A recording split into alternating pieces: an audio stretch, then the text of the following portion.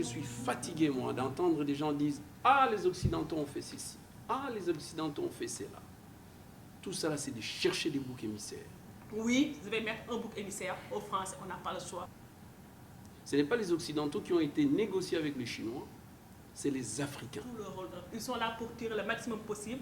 Et ce qu'ils font, ils mettent en place le président. Tu n'es pas là pour nous autres. On t'injecte de la chaise, tout simplement. Alors, nous allons ouvrir, vraiment j'ai aimé ça, c'est réaliste, vous avez les pieds sur terre, et du coup, je profite avant d'ouvrir le débat, de me servir en passant. Dans mes prochaines publications, je parle d'une hypothèse, c'est-à-dire la greffe de l'État postcolonial en Afrique, ça n'a pas marché. C'est sûr que je vais vraiment amorcer un dialogue très serré avec Jean-François Bayard, avec cette thèse de l'État en Afrique. Bon, il n'y a pas d'État en Afrique, c'est juste bon, la greffe coloniale n'a pas marché, on sait les résultats de la postcolonie est là. Alors sans aller dans ces hypothèses, j'aimerais d'abord que vous me donniez votre point de vue. Mon hypothèse, c'est qu'il n'y a pas d'État en Afrique, et aujourd'hui, c'est là que je vois le leadership féminin. Je viens d'Afrique pendant 3 mois, comme j'ai dit, j'étais dans les champs hautes. Mais c'est les femmes qui prennent ces pays, aussi bien les familles que autre chose. Comment est-ce que, parce qu'il n'y a pas d'État, hein, quand vous avez dit Bozizé autre chose, tout ça, donc tu dois être le roi de la France, sinon ils te mettent à la porte. Mais entre-temps, comment est-ce que nous vivons? Quelles sont les alternatives que vous pouvez proposer? Les alternatives que vous proposez, bien sûr, en nous ancrant sur le leadership féminin, et en partant des faits. C'est les femmes qui dirigent les familles, qui prennent en charge tous les champs, l'économie, les marchés. Nous prenons beaucoup de temps en nous battant pour des structures qui sont marquées par l'extraversion. C'est bien ça aussi le point fort de Bayard, c'est qu'il y a l'extraversion qu'il développe, mais ça ne peut pas marcher, il y a un problème épistémologique. Première question. Deuxième question, par rapport à ce que vous avez dit, avant c'était le colonialisme, l'esclavage des Européens, maintenant c'est les Chinois, y a-t-il des raisons, des hypothèses, je ne sais pas, anthropologiques, qui explique cette vulnérabilité de l'Afrique, hein, séculaire, chronique? Est-ce que devons-nous nous appuyer sur, est-ce qu'il y a quelque chose d'anthropologique, de culturel, je ne sais pas, qui explique cette vulnérabilité chronique, hein, tout à fait continuelle de l'Afrique, hein? Alors une dernière question, donc tu pourras juste faire des commentaires.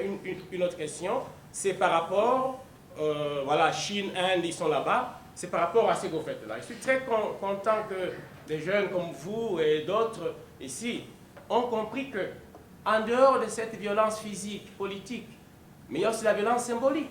C'est-à-dire, moi, je dois encore avoir les gens des politiques africaines, cette revue politique africaine qui vont écrire, et moi, je suis étudiant à l'UQAM, je vais les citer dans ma thèse de doctorat, parce que c'est ce qu'il y a, parce que je n'ai pas d'autre chose que des Africains. Ils disent, ah, chez nous, on n'a pas quoi à manger, et puis vous savez, Benoît, ça fait des livres là, il faut d'abord que les gens mangent. Mais quand je suis à l'UQAM, je suis doctorant je suis sénégalais, malien ou bien congolais, mais je dois encore lire Jean-François Bayard, mais il est complètement à côté de la plaque, Bayard. Mais on n'ose pas, non, il est à Paris, c'est Sciences Po, tu ne peux pas dire ça. Si je peux dire ça, ça ne marche pas. Oh non, vous savez, c'est pas comme ça. Donc la violence symbolique au niveau du savoir, donc il y a double violence. Et domination physique, politique, mais aussi symboliquement dans la production des savoirs.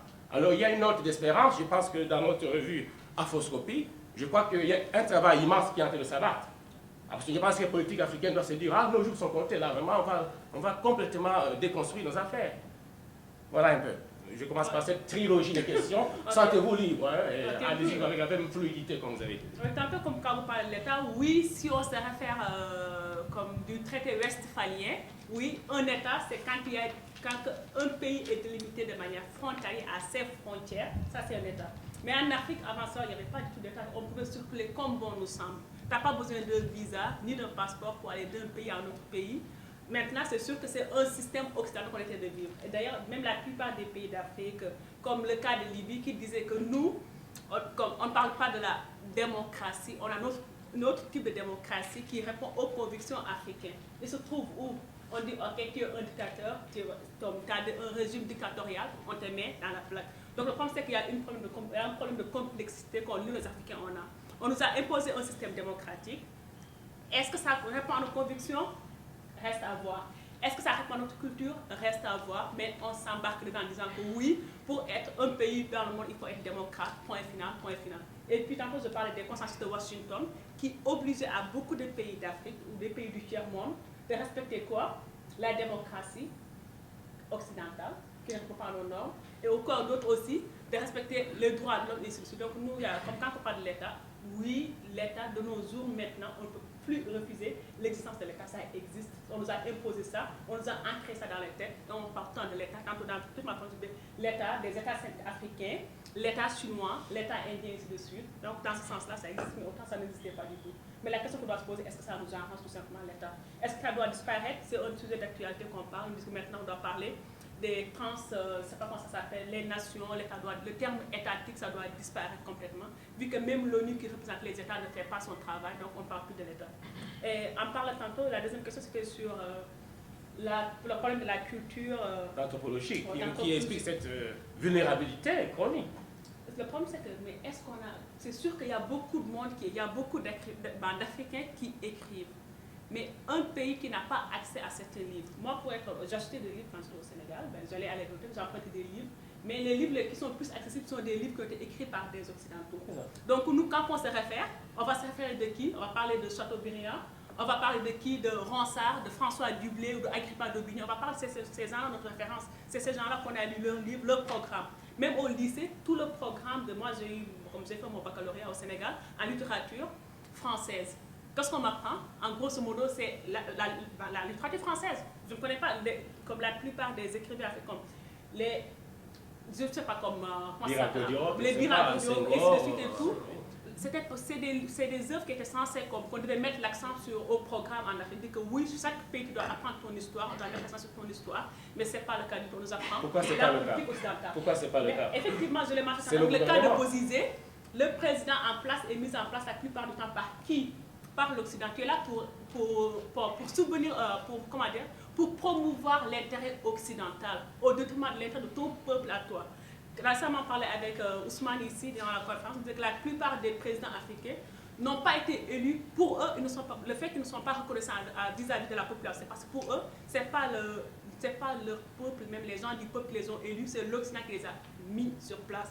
Donc leur reconnaissance, ils le font à l'égard de la France, à l'égard de l'Occident, pas du peuple. On n'a rien à t'as rien fait, moi tu ne m'as pas élu, non, j'ai pas de contrat vis-à-vis à toi en grosso modo. Il y a ce problème de complexité là, et le fait qu'on ne promouve pas nos intellectuels, nos grosses têtes qu'on a. Alors on a beaucoup de cas, on a beaucoup de monde qui ont écrit, mais on n'a pas accès à cette littérature là. Et Chine, Inde, Afrique, c'était quoi encore? Je peux faire une autre question? C'est bon.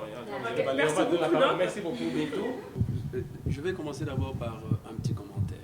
Je voudrais vous remercier pour l'effort. C'est un sujet extrêmement vaste et arriver à le ramasser comme vous l'avez fait avec beaucoup de doigté, je vous félicite beaucoup.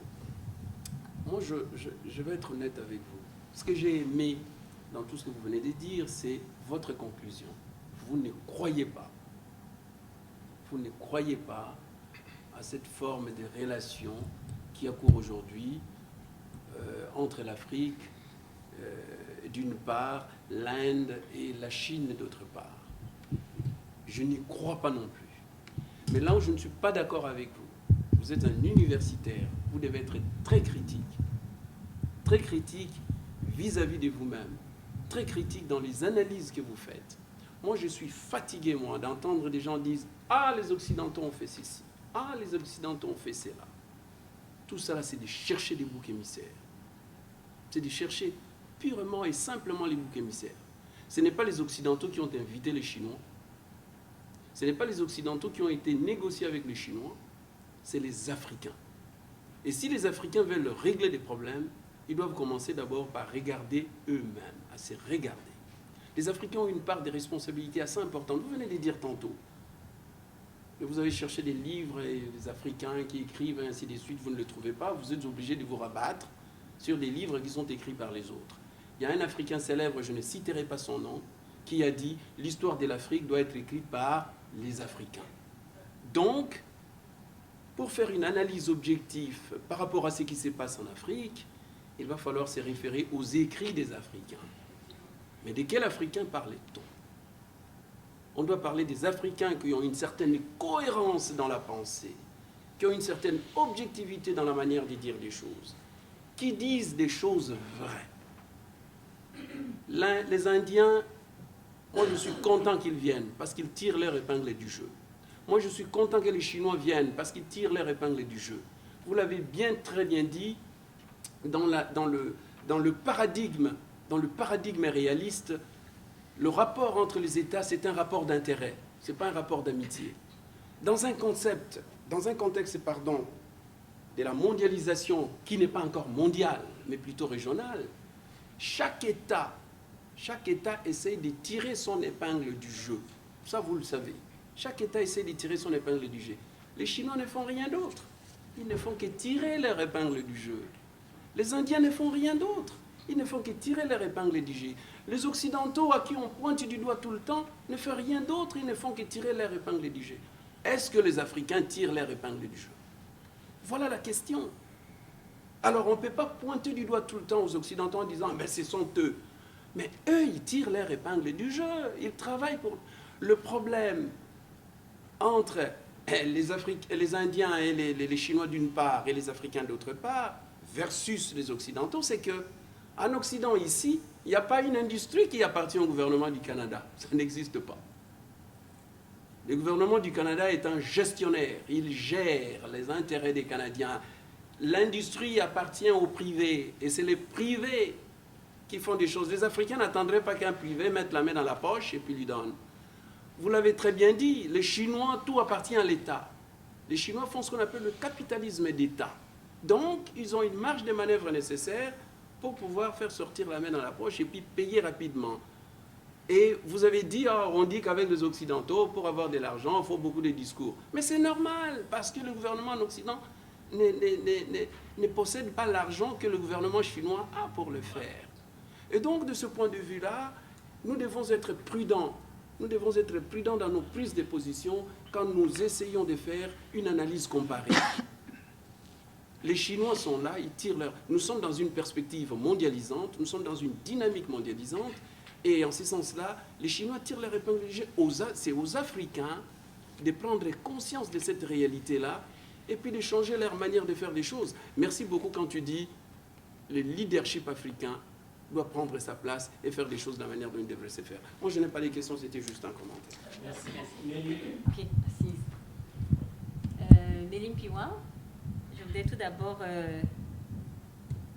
féliciter Madame Bintou, parce que lorsqu'on s'est rencontrés lors du Colo 2013 en décembre dernier, c'est vrai qu'un an s'est écoulé là, vous avez suscité un intérêt pour les activités du cercle 4 et je suis contente que vous soyez là aujourd'hui en début d'année pour intervenir dans le cadre de ce colloque-là. Ma première question va dans le sens de tout ce qui est relations internationales, tout ce qui est coopération internationale. Dans votre exposé, vous avez parlé de relations Afrique-Inde, Afrique-Chine. Vous avez parlé de ce qui a été fait avant par les autres, en l'occurrence les Français. Alors, moi, ma question, c'est, d'après vous, quelle est la meilleure relation internationale jusqu'à maintenant?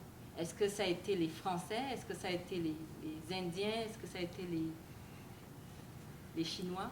Ou encore, vous avez dit dans votre exposé qu'il y a les Brésiliens qui ont aussi un intérêt. Les Québécois aussi sont en train de se lancer dans la danse. Donc, qu'est-ce qui est bien jusqu'à présent pour les Africains avec tout ce panel d'acteurs, de parties prenantes qui se jettent maintenant dans cette ère que j'appelais Moment Afrique? Et comment est-ce que vous percevez ça? Ma deuxième question, c'est que votre exposé cadre bien avec le lancement aujourd'hui de la revue sur le leadership et l'action politique. Et au cours de votre exposé, vous avez parlé de la RCA. Alors, nous tous, nous savons ce qui se passe maintenant. C'est une femme d'origine camerounaise et centrafricaine qui a pris le pouvoir, qui est maintenant présidente. Alors, ma question, c'est de savoir, est-ce qu'il, d'après vous, pensez-vous qu'il y aura une différence? Parce que c'est, dans l'histoire, là, c'est une première en Afrique francophone. Est-ce qu'il y aura espoir? Est-ce qu'il y aura une différence par rapport à ce que les hommes ont fait? Et comment est-ce que vous voyez ça? du plan de vue d'une femme aujourd'hui et en tant que, en prenant position par rapport à ce leadership féminin que vous défendez? Pour moi, la relation entre Chine, Inde, Afrique ou la France-Afrique, il n'y a pas de relation qui est meilleure. Il n'y en a pas du tout. Dans la mesure où, tantôt on l'a mentionné, vous l'avez mentionné tantôt, ils sont là que pour leurs intérêts, point barre. Mais si on compare la relation entre la Chine et l'Afrique, l'Inde et l'Afrique et l'Occident, France plus particulièrement, oui, la politique indienne est moins agressive que la politique chinoise en Afrique. Et aussi, la politique chinoise aussi est moins agressive que la politique française en Afrique. Dans la mesure où, comme je l'ai mentionné tantôt, ce que Chine va faire, si vous avez des matières premières, on débloque la somme nécessaire, l'argent qu'il faut, vu qu'ils en ont. Ils ont leur banque juste pour l'investissement à l'étranger, ils débloquent l'argent pour ce qu'il leur faut. Tandis que l'Occident, la plupart du temps, c'est les pays d'Afrique qui perdent en grosso modo. Même s'ils exploitent des matières premières, des ressources pendant des siècles et des siècles, l'Afrique ne se développe pas du tout, donc il n'y a pas de meilleure relation pour l'instant qu'on trouve pour l'Afrique. Maybe les relations entre nous autres, les pays comme Sénégal, Cameroun, Sénégal, Rwanda, et ainsi de suite, même ça sera mieux. Mais pour l'instant, si on sort du continent africain, il n'y en a pas encore à ce que je sache. Pour moi, il n'y en a pas.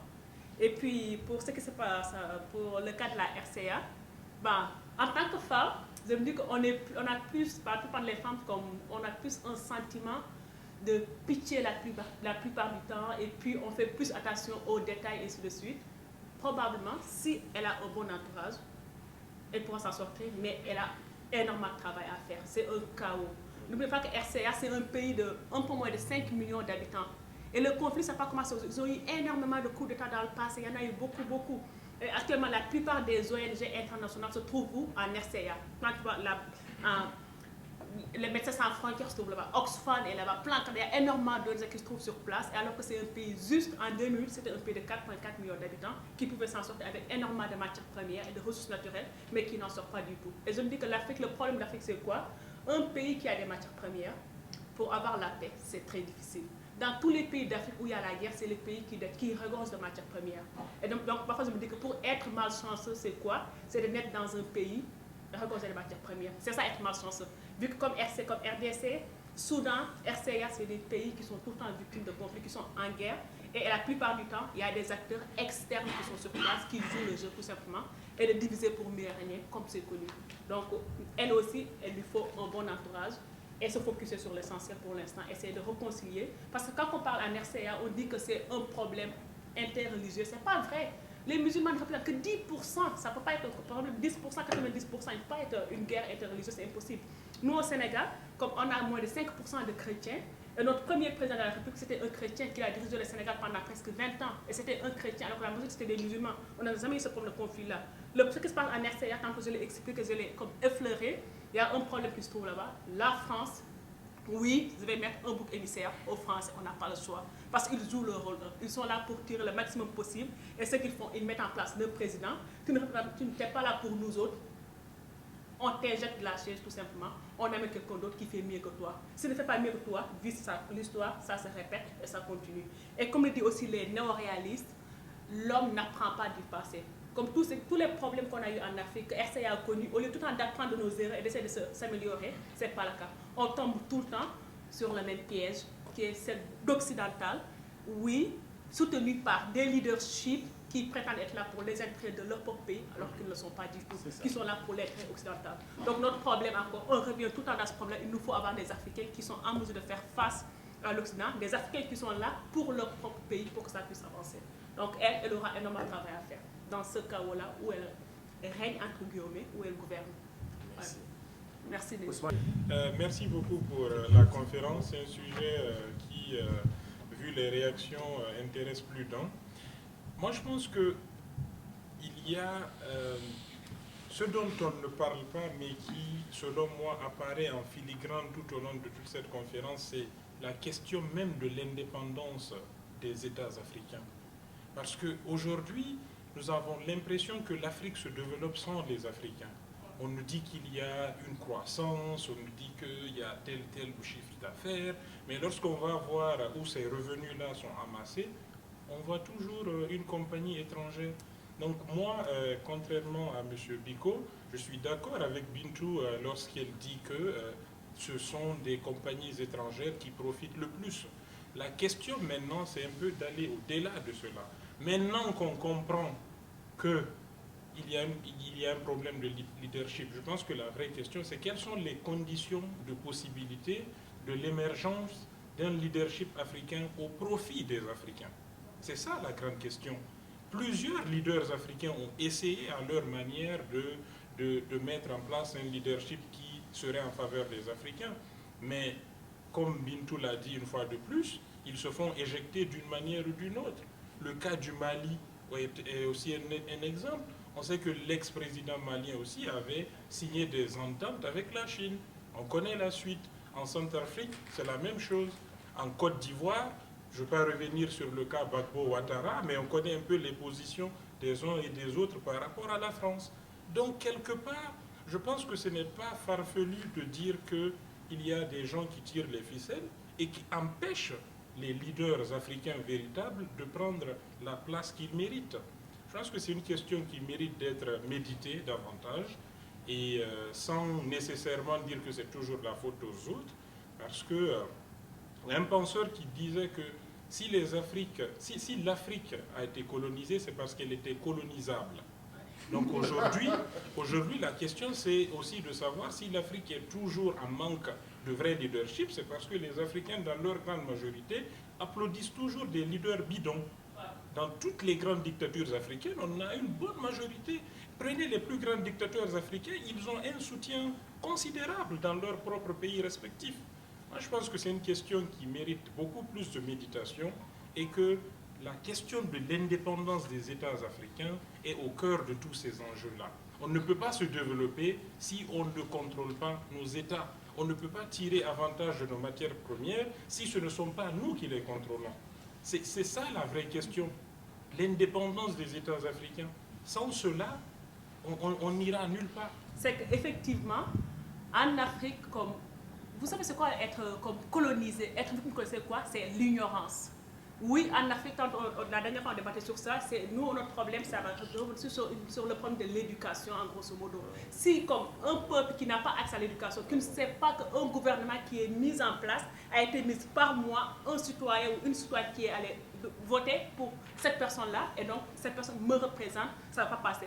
Et la plupart des pays d'Afrique, même si on dit que le taux d'alphabétisme a augmenté, le taux d'alphabétisme comme ça, c'est aussi ça a augmenté, c'est pas vrai. Il y a beaucoup de monde qui ne connaissent pas c'est quoi une constitution dans la plupart des pays, dans les villages qui ne savent pas c'est quoi. Et un citoyen qui ne sait pas c'est quoi une constitution, tu ne sauras pas du tout c'est quoi un référendum. Comme sinon, un gouvernement, pour refaire une constitution, il faut quoi? Organiser un référendum. Et les référendums, qu'est-ce qu'ils votent? C'est des intellectuels. C'est des gens qui savent qu'ils ont des droits, qui savent qu'ils n'ont pas seulement des devoirs, qui vont aller voter pour choisir le président. Et la plupart de nos hommes d'État qui sont au pouvoir, on l'explique, profitent de cette ignorance. Je ne veux pas dire ignorance, c'est trop ignorance, mais c'est l'analphabétisme occidental, de la langue française ou anglaise, et ceci pour ne pas dire autre chose. Ils profitent de cela. Imaginez le Sénégal. Actuellement, on est en train de faire face à un chaos au Sénégal avec les biens mal acquis. Il y a des milliardaires, des multimilliardaires pratiquement qui se trouvent au Sénégal, que c'est un pays, tant que je dis, le PIB, c'est quoi? 3,7%. Alors que récemment, il y avait une femme qui n'a jamais pratiquement travaillé, qui était juste une simple petite commerçante, et une sénatrice qui se retrouve avec plus de 47 milliards dans son compte bancaire. Bref, le problème, c'est juste quoi? C'est que nous aussi, les Africains, on en a assez de mettre l'accent sur nos leaderships. On a des leaderships qui ne sont pas là pour nous, mais il faudra que l'éducation, ça soit quelque chose de fondamental, qu'on puisse envoyer les gens à l'école pour qu'ils puissent connaître tout simplement leurs droits, pour qu'on puisse sortir et être décolonisés de manière générale. Actuellement, la chance que j'ai eu d'aller à l'école, de l'université, ça ne va pas être facile de me coloniser, hein. Ça va être très très difficile. Mais pour coloniser quelqu'un d'autre qui n'a pas eu la chance d'aller à l'école ou d'avoir accès à la technologie et ainsi de suite, c'est plus facile. Merci. Donc, on a des problèmes à résoudre, bien sûr, Ousmane.